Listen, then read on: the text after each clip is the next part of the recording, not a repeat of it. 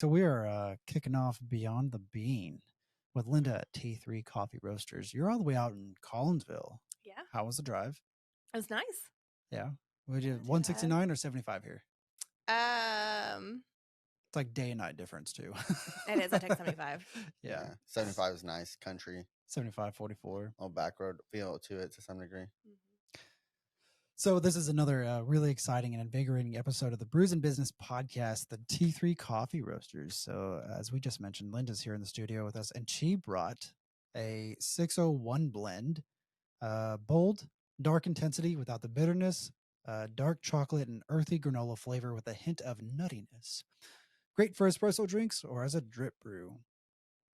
Do you have this in whole bean? We do. Okay. We do. I need 5 pounds of it. We do 5 pounds. We do everything from 12 ounces to 32-pound tubs. Okay. I think 5 pounds will last my office 3 months.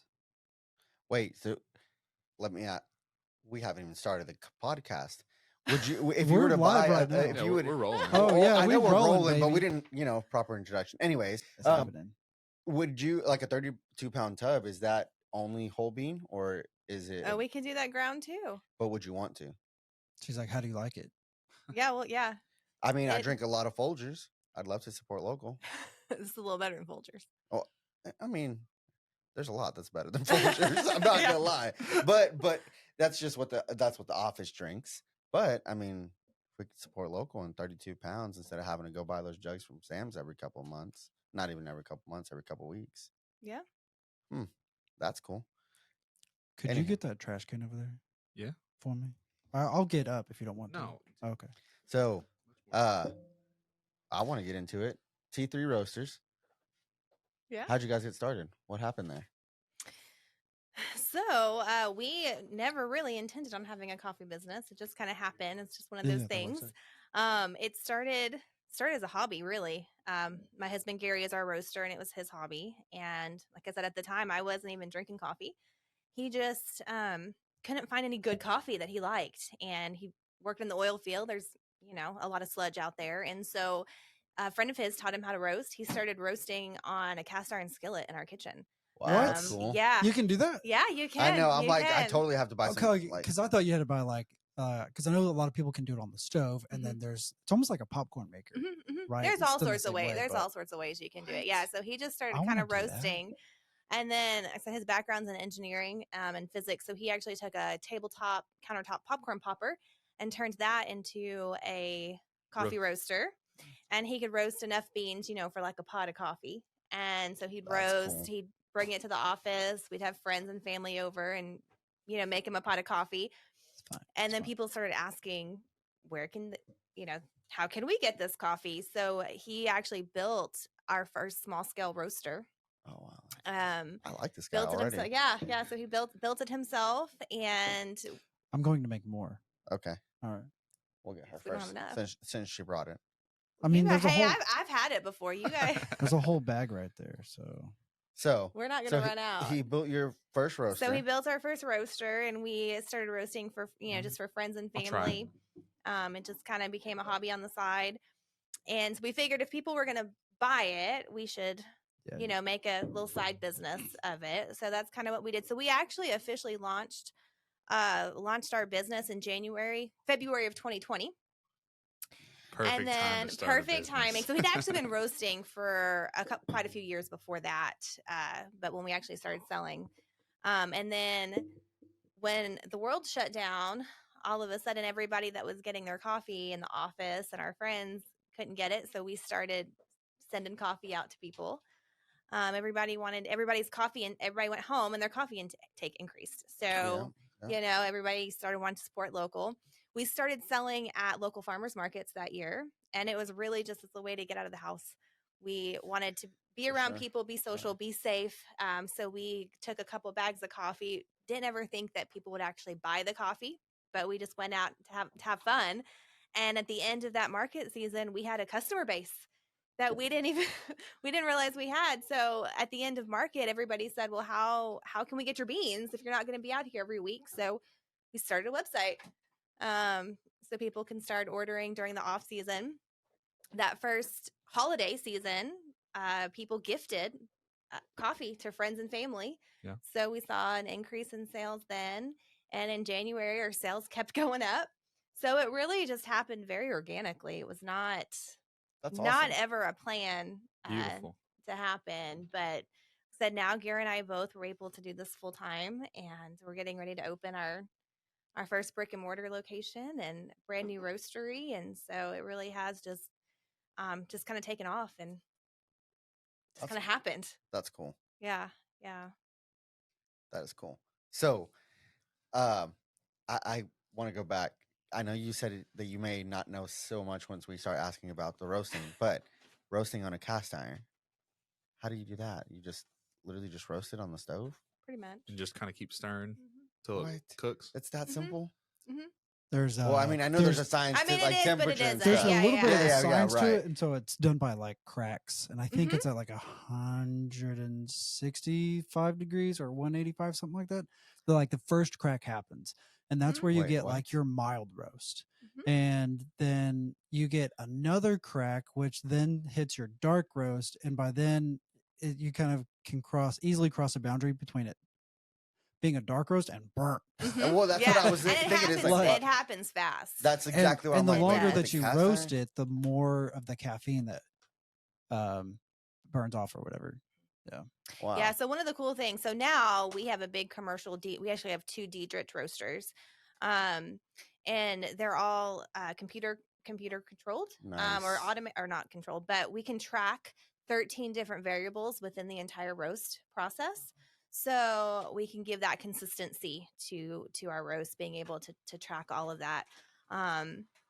And then now we have the capabilities. So each machine can roast about 25 pounds a batch.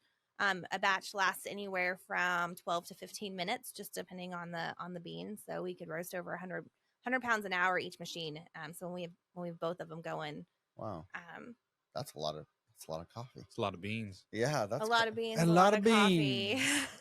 So you said you're about to open up your brick and mortar. What does that Yeah. look like? What is I think I walked in the middle of that story. So what does that look like for you guys? Yeah, so we have a old building down in Collinsville in their downtown area, just off of Main Street.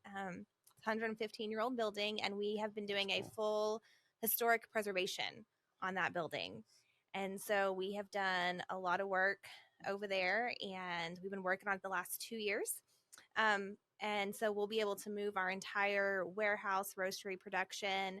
And then we'll also have a small cafe and retail area so people can come in and not only get the beans, but get a cup of coffee as well. And so it really is just a place for people to come and hang out, bring your friends. We're not a drive-through. Those have been, I hate those. They're so overrated. Like the Seven Brews, Dutch Bros, Scooters. I'm like, meh. Yeah, You I was just know. thinking whenever she's talking, I was like, yeah, that's They're that's li- Collinsville's little double they all shot. do. That's awesome. They all Yeah. do like a milk with some like a bunch of sugar, and then it feels like some coffee flavoring. Mhm. You know, and then I feel like those are like basically they're competing with McDonald's coffee. And Well, then you kind of go to Starbucks, and then I'm like, if you really want to experience coffee, you go local. mhm. You go to T3 and you get an espresso cortado and something. You really get to experience like your how you guys roast it and where Mhm. you source your beans. And there's things that like will vary on how the coffee tastes. You guys could have your beans and another coffee shop could have the other ones, and you get an espresso at 2 different places and they're completely different. You could even get one that's both South American coffee.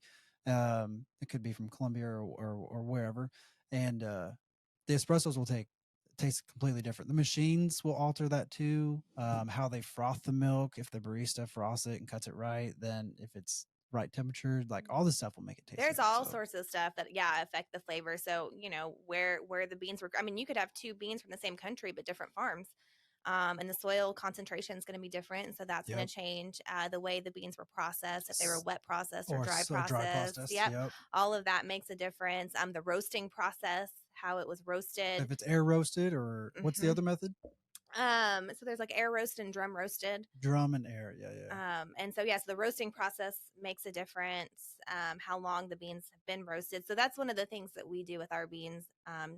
is we don't do dark roast and light roast. You know, a lot of people will get the question of, oh, what's the darkest roast you have? Or, you know, we're a true dark roast person. Every bean has its own unique roast profile to bring out the best flavor in the bean. So this morning I brought you guys 601.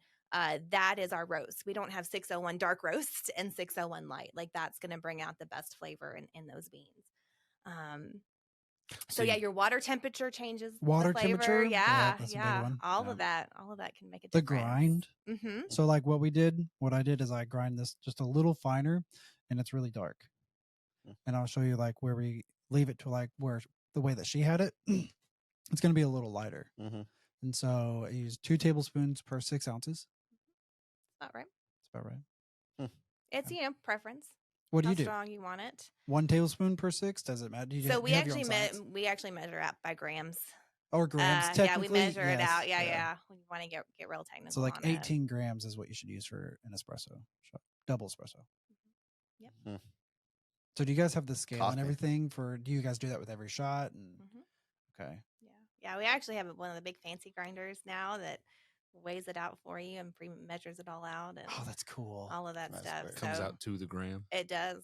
That's Wow. It does. So you guys started in your kitchen. Yeah.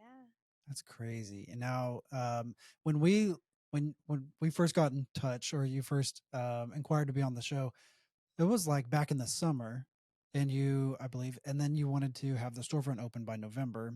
So, what are some things that caused that delay?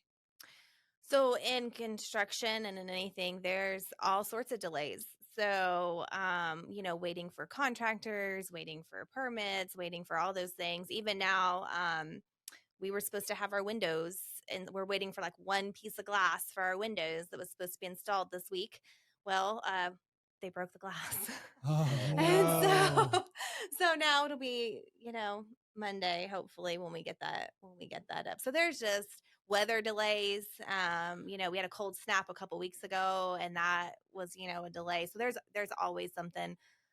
Welcome to business. Well, Yeah. exactly. Yeah. I don't think that I have talked to a single person that has done anything on their time frame. And you know, you live and you learn and you figure it out along the way. And we were stupid enough to think when we got our building that we would be done in 4 to 6 months. And we're 24 months down the road, but we're opening next week. So I think the typical business owner naiveness is one of our strengths. yeah. That's true. Yeah, we can get that done in no time, and then you're like, "Well, I'm already here, so I have to finish it now." Yeah, and then yeah. you're like, so you're just in it. you know? Yeah. But it's been great. It's been a process. It's been a journey. We've loved every step of the way, and it is a good feeling to know that we are just days away. I mean, we're like single digits counting down, and we're opening up next week. So you That's said awesome. you Gary's like, are we there yet? Yeah, almost.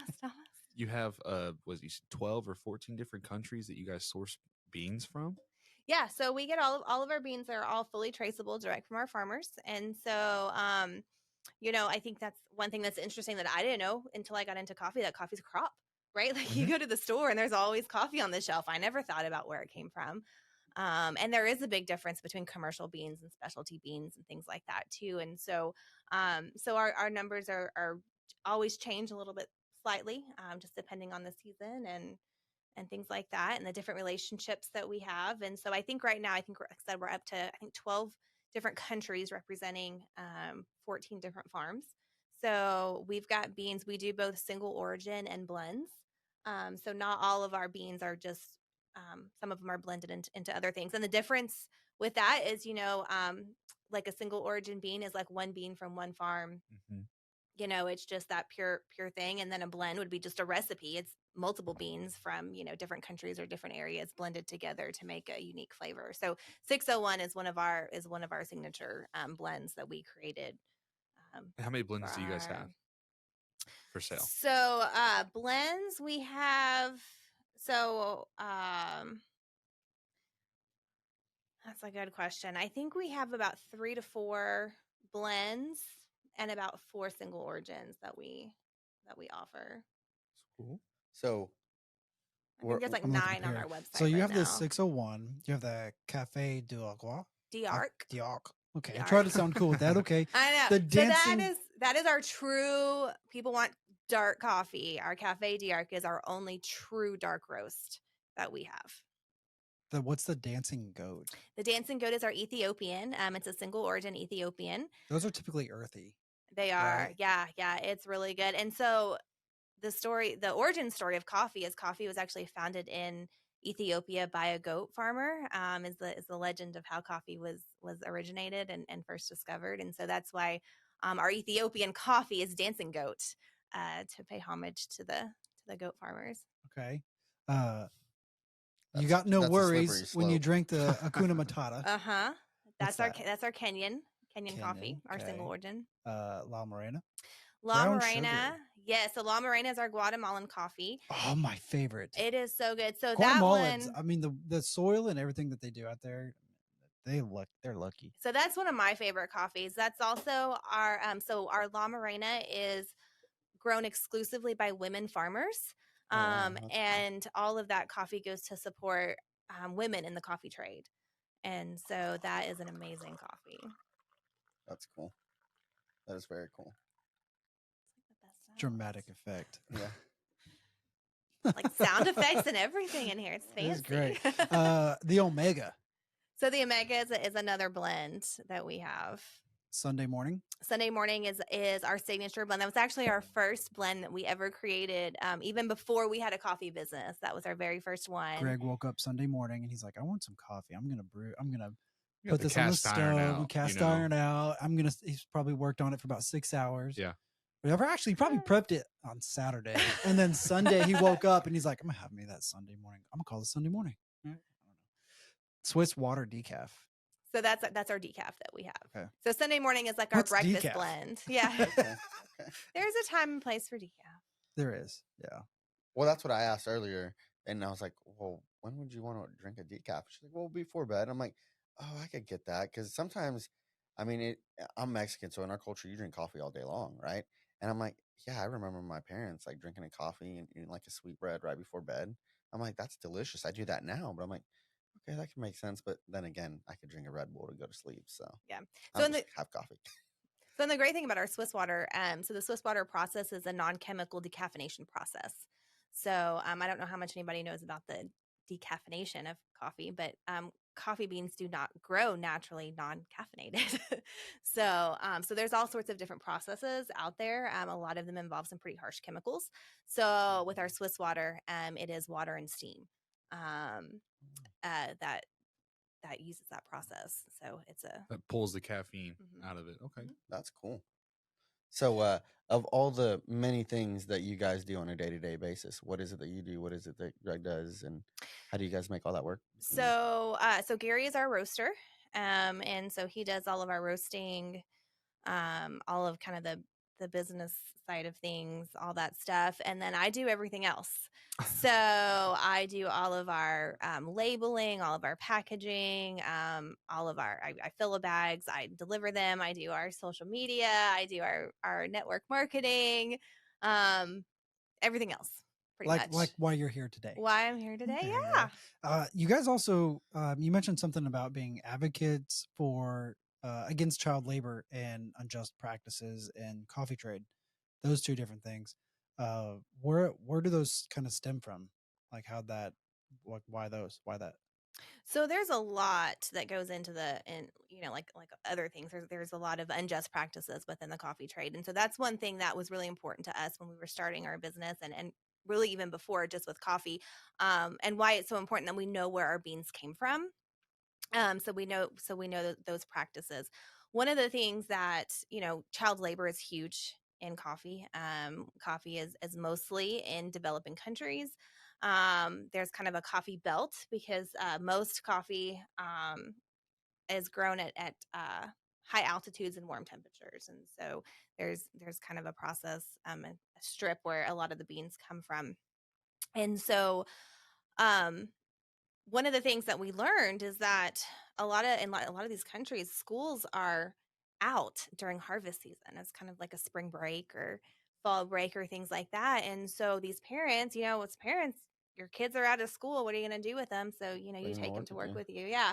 So so one of the cool things, like I said, with our La Morena coffee, which I love, it's a great coffee in itself.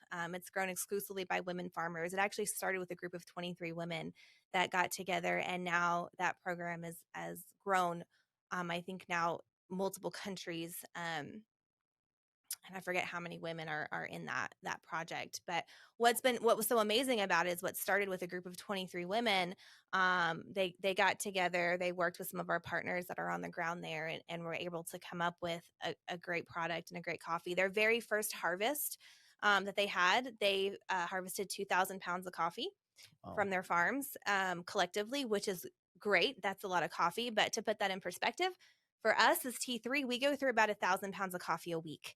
So just as a small a small roaster here in the Tulsa area, their entire harvest would last us 2 weeks. Wow. And so now they're able to fill full containers of coffee and things like that. And so after that program became sustainable and became successful, people started asking the question, well, what else can we do?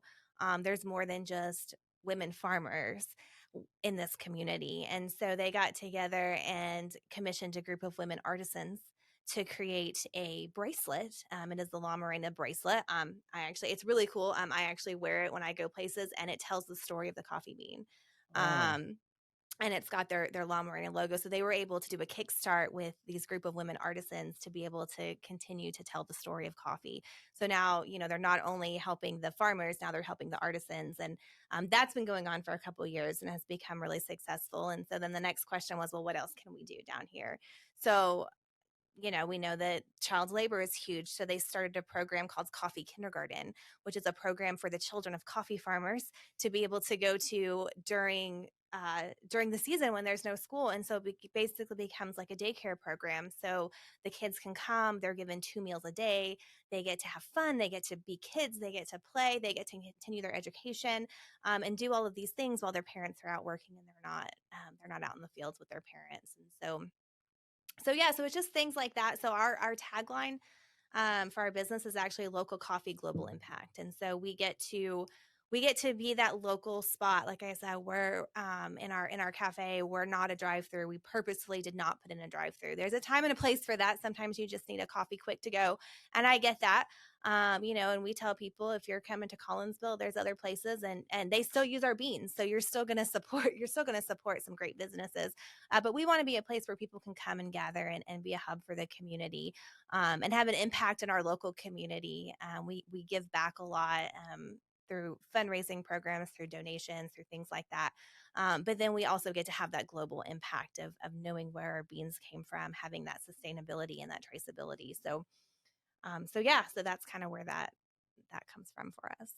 And you guys do some fundraising. That's awesome. Do, yeah. So for like schools, PTO, is that what it is? PTO programs? Yeah, so we'll do a PTA clubs, right? Yeah, so any group that's looking to raise money for their organization, now during the holiday season, it's one of our busiest times of year for fundraisers.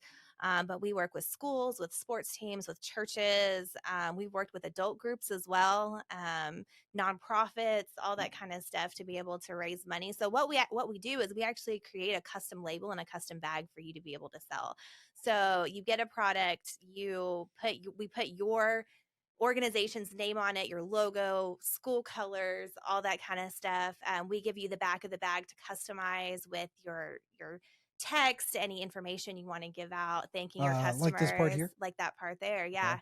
Gets to be customized. And then you get to go out and sell that coffee. So I worked with youth for 20 years.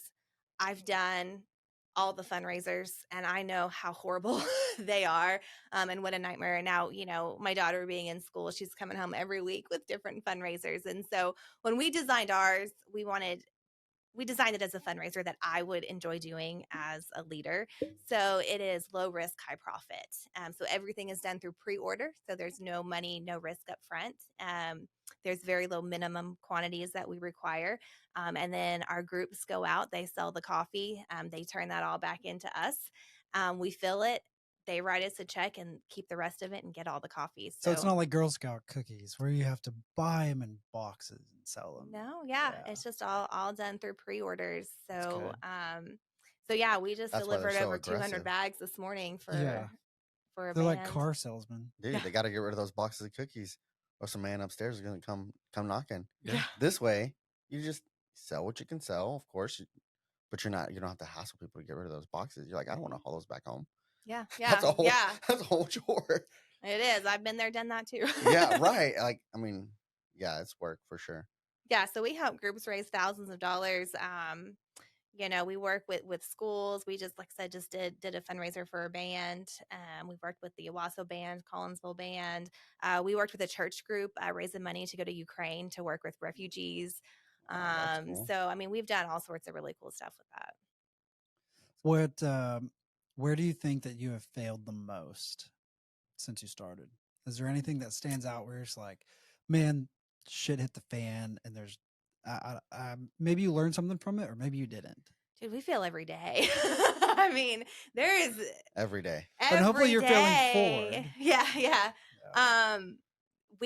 There's so many things. This whole thing has been a learning process, and we've learned from everything. One of the things we were talking about our website, right? We didn't really know what we needed, and just kind of learning along the way. And we learned you get what you pay for. I learned that too. Yeah. So designing a website. So this was actually really, really interesting because we were doing all of this during, the COVID era. And we actually had a really great designer that we were working with. We loved him. He was wonderful. He was, small business working for us.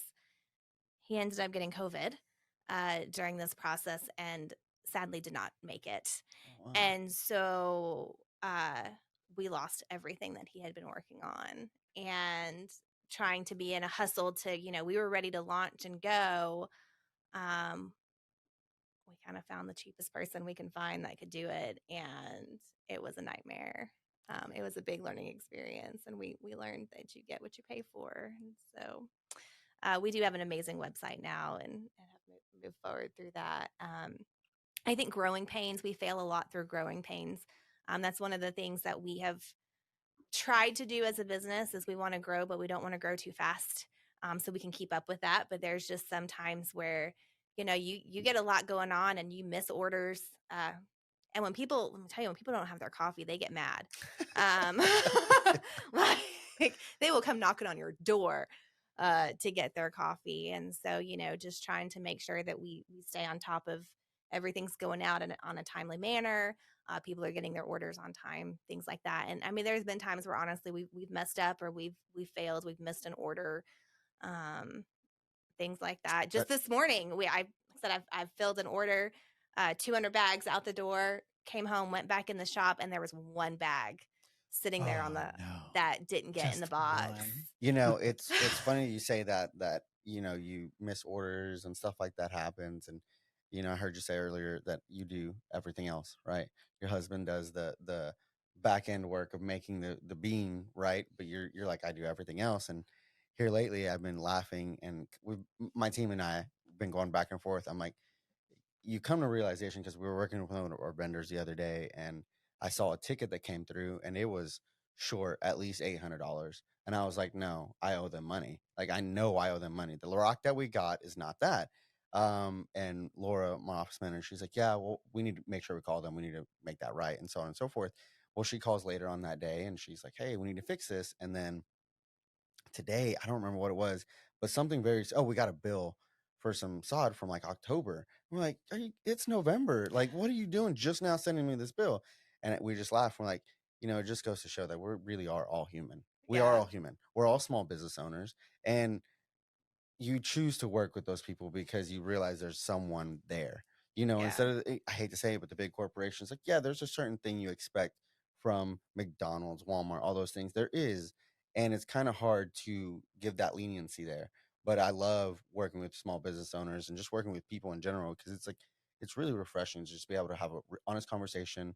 Like, for instance, for me with that stone, I had to call these people, and knowing I already owe them like $6,000, but hey, you're short that ticket $600, and you can go ahead and charge a card for that. And they're like, oh, that's awesome. And I was like, and that's just a relationship thing where it's like, we're human. We all make mistakes. At the end of it, you're trying to build a team around you that can help sustain that next step of growth. and I think it's so just refreshing, to just be around people and, hey, yeah, I missed an order and that happens. And one bag, 200, let's forget the 199 that made it. Yeah. There's one bag that didn't make it, right? And it's like, well, we're human. There's many things. And I know for me, making that shift, and thankfully to my wife, I'm able to focus at work, but making that shift from work and home back and forth in the beginning stages for us was so hard, so hard. And now thankfully it's much easier, but things fall through the crack. And I said earlier, what is it that you do? Because I know there's a lot more than just, oh, we just sell coffee. I mean, someone's handling construction of this historical building, 115-year-old building. Someone's labeling the bags, sealing the bags. Somebody's checking to make sure the temperature's right on the old machines and there's enough coffee. And did the mail get out? Did the bills get paid? Did that get billed? There's so much that goes into it, and it's just you and your husband. Yeah. And it's crazy because you realize that, and maybe you don't realize it until you're in it, right? But then you're like, oh crap, what do we get ourselves into? There's so much that you do on a day-to-day basis, but you kind of love it. Yeah. You're like, yeah, it's I wouldn't kinda want nice. it either way. I mean, it's hard, and some Oh, yeah. some days are harder than others, and some days are great wins, and we just take the wins and work through the challenges. But at the end of the day, it's all worth it. And like I said, we wouldn't be here. So going on 4 years, so and people are gracious. We don't mess up all the time. We don't mess up big all the time. But I think that's one of my favorite things about being in business and being a small business owner is the people and the community that we get to meet. And I think that, I can honestly say I have more friends now in this season of life than I have, any other time of life. Because there's just some amazing people, and there's just something where you just know working together. They may not even have the same business at all, but they can relate to those struggles and celebrate with you, in those That's what we do. successes. And Yeah. that's literally all this is for, right? You're like, Yeah. you celebrate those wins. You talk about, hey, where you failed, and people can relate, right? Yeah. They can relate to the fact that you didn't just clock in today and do your job. No, you never clocked out. Yeah. Since the day you started, you never clocked out, and you sleep, you eat. Everything is always constantly revolving around business, and you're trying to juggle the rest of your life. Yeah. Like I still have to do laundry. I still have to do grocery shopping. I got to make sure my family's fed, get my kids to Exactly. school. I mean, like, Exactly. yeah. There's a lot, and it's but like I said, it's fun. There's times like yesterday I went to lunch with my kids and spent the whole day at the park, and it's like, yeah, but you don't get to do that if you work for somebody else without like properly planning that. That was just kind of like an on the whim thing. Happened to have an open day, and we went to the park for 4 hours. That was nice. Yeah. And it's like, don't get me wrong, this morning when I got to work, I was like, better catch up from all the work that I didn't do yesterday. But you can make that choice, and it's totally worth it. It's fun. I'm looking at your website, t3coffeeco.com. You've got this really cool caffeine molecule necklace. That's awesome. Can you see it? I can't see it. Oh, sorry. Yeah, so I'll show you in a minute. Gary does all the roasting, and then I've got That's my cool. creative outlet. So anything that we can put coffee in or on, we do. Our caffeine molecules are a bestseller. We have coffee bean necklaces. I actually make earrings with our coffee grounds. And so we do cool. earrings with the coffee grounds, and then also with the bags that our coffees come in, we make that out of stuff too. So we try to reuse and repurpose a lot of What's the things. Beautiful Day Loofah soap?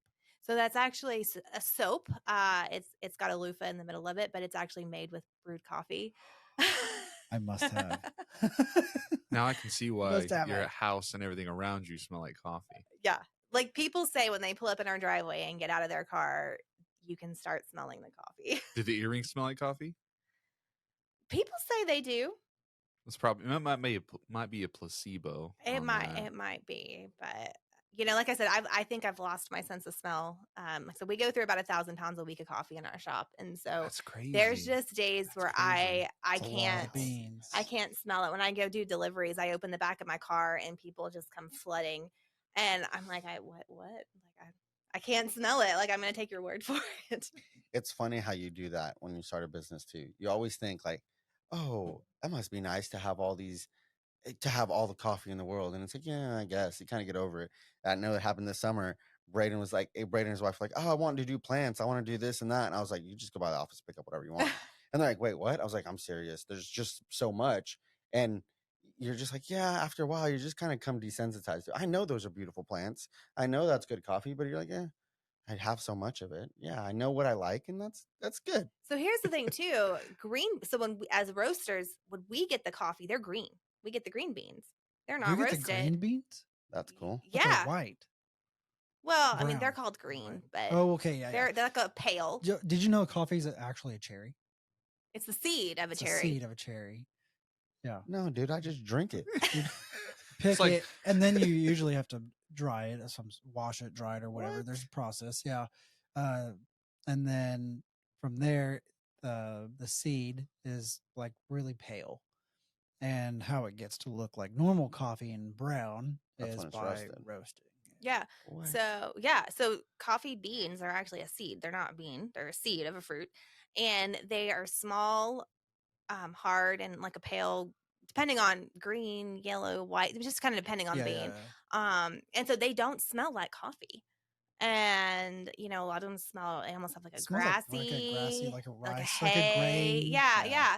And so that's the way we get them. And so when you put them in the roasting, there's a whole transformation that happens to the bean. And so even though it's not the same, it's very similar to popcorn, right? Like you get a popcorn kernel and it's hard and it does not look like popcorn and you don't want to eat it. It will break your teeth. We've all eaten the ones at the bottom of the bag. Exactly. So coffee beans are the same. They're hard. They're smaller than the roasted beans. And then when you put them in the roaster, you apply heat, same way you apply the heat to the popcorn. Yeah. And then they actually grow and expand. They actually lose half their mass and double in size during the roasting process. Oh, wow. And they crack and pop the same way, that the popcorn does. And so, it's releasing that membrane and the gases and things like that. So they actually don't start smelling like what we think of coffee till about the last couple minutes of the roast. So, It's like yeah. she said earlier. That's cool. I don't think about where the coffee goes or Yeah, where right. it comes from. Yeah, I right, get it. dude. I just drink it. it's just always there. Yeah. I would have thought that it came out. It's brown. Yeah. It's a bean. This is Right. what it is. Yeah, it is. It is not. Doesn't look anything like coffee when we start. So with you it. said it's a seed. Have you tried planting and growing a coffee tree? So coffee beans? yes. Cool. So it I takes heard a couple. it's difficult to do here. It is very difficult to do here. We had a friend do it in a greenhouse, and so we Okay. actually do have 2 coffee trees at our house. But it takes a couple years. Usually 3 to 5 years, I think, for them to actually produce anything. And we just don't have the climate here to do it. Dang, that's cool. I would have totally tried it too. That's why I had to ask. Yeah, I mean, I've you tried it. can, but Why not? My wife tries You've to grow tried everything. growing coffee? We have an avocado tree. Oh yeah. Oh yeah, I don't doubt multiple it. times. Yeah, I I don't mean, doubt I it with fail you. every time because of, climate, humidity, temperature. I had a Soil's friend not do it right. successfully in a greenhouse Yeah. under very, very climate controlled conditions. Oh yeah. So when I can finally get my greenhouse, we'll grow some coffee trees. In there. There you Yeah. Just for go. the hell of it, because There that'll you be cool. go. Just because. Yeah. Just because, dude, it's cool. I'd grow a lime tree because I'd use the limes, but Yeah. one coffee tree, there's no way that's gonna supply the coffee we need. It's just be cool to be like, hey, we have a coffee tree, Yeah. You'd be one of the very few in Oklahoma. right? Probably. mean, yeah. I planted some palm trees the other day. That was kind of cool. Didn't know Oklahoma had its very own palm tree. Learned that. I was I like, know oh, that. it's not very pretty. Want But to if go it's to on- Miami? Huh? Are they in Miami? I mean, I think Oklahoma's palm trees in that- Miami. I think they're in Miami. Miami. It's Miami, right? Yeah, Miami. They're in Vegas. I know that much. Yeah, they are in Vegas. I was like, Oh, oh yeah. wait, we have Yep. these in Vegas. I saw these in Vegas, and like, well, this is actually in Oklahoma. It's like McCurtain County down by Broken Bow, super popular. I was like, I've been to Broken Bow many times. I've never seen those I've palm never trees, seen- but apparently it's a thing. I was like, wow, very cool. I wouldn't have known. Okay, so you've got. I want to order some coffee. Okay. Walk me through the process. So we've got a website. So you just go on our website like you do any other place. We have 12-ounce and 32-ounce bags available on our site. We do whole bean and ground, and then we can grind for any setting. So we can grind for drip, we can grind for cold brew, we can grind for French press. French press, all the different ways. You just let us know how to grind it, and we'll take care of that for you. Or you can grind it yourself. Obviously, the coffee is going to be fresher if you get whole bean and grind it yourself, but not everybody has that ability, so we understand that. We also do wholesale as well. And so when we get into wholesale, we do 5-pound bags, and then we do 32-pound tubs as well. So I'm in the wholesale category. yeah, That's cool. there you go. So and we then- ship nationwide. And then we have a lot Yeah. of retail locations around the area as well too. So you can pick bags up. And then you've got a subscription, which if do. I sign up for that, I save 5%. Yeah. So then you don't have to worry about it. You just get coffee shipped to you every month, Is How much coffee? however much you want. Oh. You know, pick 1 bag, 2 bag, 3 bags. Can I make it? And Well, go ahead. does the mix just come as whatever, or you just pick what kind of coffee you want every month? You- Do you So have you like a random pick- category? So right now we're hopefully that's one of our things to be able to work on and grow. So right now you just pick your blend that you want for the month, and then you create a customer portal, and so you can go in and every month change it. If you don't, you'll just get the same coffee every month. That's not the worst. How has that been on the business level? Good. Like, are a bunch of people doing that, or do Yeah. people just mainly just order one bag and as needed, or are people like It's- loving the subscription? What's that like? Yeah, people that have it love it, because then you don't have to think about it. It just comes, and you just magically have your coffee. That's cool. It reminds me of Lichty. I forget his first name when he came Harley? in. Harley. He was talking about how you become sticky with customers. Like, that's a great way to stay sticky, right? Just like every month, well, you just forget about it. Even if you don't need that coffee, here you go. Yeah. You know? And it's Yeah. reoccurring It's- revenue. right, So it a lot of works. businesses like yours don't have Yes. reoccurring revenue. So how do you create that consistency Yeah, it's and build that up? smart. Yeah. Nice. And right outside of Skytook, Oklahoma. Yeah, right? just And right that's down where the your road. stores. That's where your shop's gonna go. in right? Collinsville. In Collinsville. Yeah, Okay. so our shop will be in Collinsville. Okay. So is that like 116th Street? I know where the Jim Glover is. Is that 106 at Jim Glover? So that's more of a Wasso. Is that Yeah. a so Yeah, so 116th is Collinsville- Collinsville, right? Yeah. But No, so we're off of Collinsville's Main away. Street. Yeah, so 116th is the cutoff between Owasso and That's right. Collinsville. So we're off of Main Street. that's So when you're going up, what is that, 146? Maybe just I was go gonna a say couple it's more like miles. 166 or something like that. It's Something pretty like far that. up there. 116th is still Owasso. I mean, Collinsville address. Isn't it like one side of the streets a Yes, Collinsville that's address exactly and what one it side's is. a Yeah. Wasso? That's what, to me, I'm like, that's still Owasso. That's like one street that's populated, and then the rest of it is pretty well still bare land. But I got a great seed supplier out there. That's a nice little farm. Oh yeah, I know Holman Seed? exactly where that is. I have a friend Yeah. that lives down there. Man, I love Holman Seed. They got the best seed around. It's awesome. I love going out there. It's all old school. So we're about you 5 know. minutes from there. No way. Yeah. Nice. Collinsville's right. I mean, Well, it's right yes, there. It's yeah. not far. And then like the Collinsville has a great main street. It is just an awesome hidden gem or in the area because we've got all the old buildings. There's a great mix of businesses down there. It's just a great community to be a part of. Cool. This has been like an aroma-filled world with Linda and T3. Is there anything that you'd want to pitch in last minute or any questions? I have one question. Yeah. Out of all your blends, what is your favorite?